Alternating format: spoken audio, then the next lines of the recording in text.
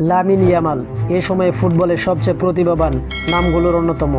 বল পায়ে লিওনেল মেসিকে মনে করিয়ে দেওয়া এই তরুণ বার্সেলোনার আক্রমণভাগের পান্মমোড়া বটে। বার্সার নতুন যুগের অবিসংবাদিত মুখ হিসেবে নিজেকে প্রতিষ্ঠিত করেছেন ইয়ামাল। বর্তমান ও সাবেক ফুটবলারদের অনেকে ইয়ামালের পায়ে জাদুতে মুগ্ধ। তবে ম্যানচেস্টার সিটি ও বার্সেলোনার সাবেক তারকা সার্হিও এগুরো বোধহয় একটু বেশি মুগ্ধ।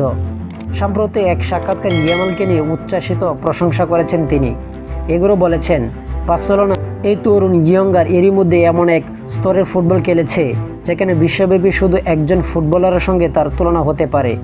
সাবেক আর্জেন্টাইন ফরোয়ার্ডের দাবি, লিও মেসির বিদায়ের পর ক্যাম্প ন্যুতে এর বড় ব্যাপের প্রতিবার দেখা যায়নি।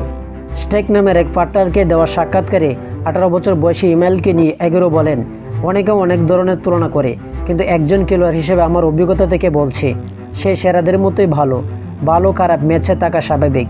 আমি চাই সবাই তাকে গিয়ে দেখুক। তার নড়াচড়া, পাস, ড্রিবলিং, গতিমত্তা এবং যেভাবে সে অসম্ভব মনে হওয়া পরিস্থিতি থেকে বেরিয়ে আসে তা দুর্দান্তই। আগে এই কাজ করতো লিও মেসি। ইয়ামালকে অনেকে চেয়ে এগিয়ে রাখলেও তাকে চ্যালেঞ্জ জানানোর মতো একজন তারকার কথা উল্লেখ করেছেন এগুরো। তিনি কিলিয়ান এমবাপ্পের কথা বলেছেন। অনেক বিশ্লেষণের মতো এমবাপ্পে এখন বিশ্বের সবচেয়ে ভয়ঙ্কর ফরোয়ার্ড। বিশেষ করে চ্যাম্পিয়ন লিগের ইতিহাসে সবচেয়ে দ্রুত 70 গোলের মাইলফলক ছোঁয়ার ঘটনা ইয়ামালকে আরও উঁচুতে নিয়ে গেছে। এমবাপ্পের সঙ্গে ইয়ামালের তুলনা টেনে এগুরো বলেছেন, এই মুহূর্তে আমার কাছে তুলনা করার মতো কেউ নেই। লামিন অনেক খেলোয়াড়ের চেয়ে এগিয়ে, হয়তো এমন এমবাপ্পের কথা বলা যায়। আমরা জানি সে কেমন খেলোয়াড়। 1-on-1 পরিস্থিতি খুবই আক্রমণাত্মক এবং গোলও করতে পারে।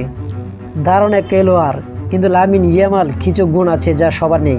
ছোট ছোট পাস আর সিদ্ধান্ত নেওয়ার ধারণা আমার খুব ভালো লাগে। এগুলো আলাদা, তাকে থামানো খুব কঠিন। সাম্প্রতিক পরিসংখ্যান ইয়ামালের পক্ষে কথা বলেছে। চলতি মৌসুম জুড়ে দুর্দান্ত ছন্দে আছেন স্প্যানিশ তরুণ। এই প্রতিযোগিতায় মিলে করেছেন 23 গোল ও 18 এসিস্ট। এই অল্প বয়সে এমন পারফরমেন্স দেখে বাসা হারিয়ে ফেলেছিলেন এগুরো। সে যখন প্রথম দলে উঠে এলো তখন থেকে বার্সেলোনা খেলা দেখার সময় আমি বাসা হারিয়ে ফেলেছিলাম। তার মধ্যে এমন এক প্রতিভা আছে যা খুঁজে পাওয়া খুবই কঠিন। তাকে উপভোগ করতে হবে। মৌসুম জুড়ে দারুণ খেলার পরও ইয়ামালের চ্যাম্পিয়ন লিগ স্বপ্নের ভঙ্গ হয়ে গেছে। তবে ঘরোয়া শিরোপা জয়ের পথে বেশ এগিয়ে আছে বার্সা। শেষ পর্যন্ত ঘরোয়া লিগ জিততে পারলে ইয়ামালের ইউরোপ সেরা হতে না পারা আক্ষেপ কিছুটা হলেও ঘুচবে।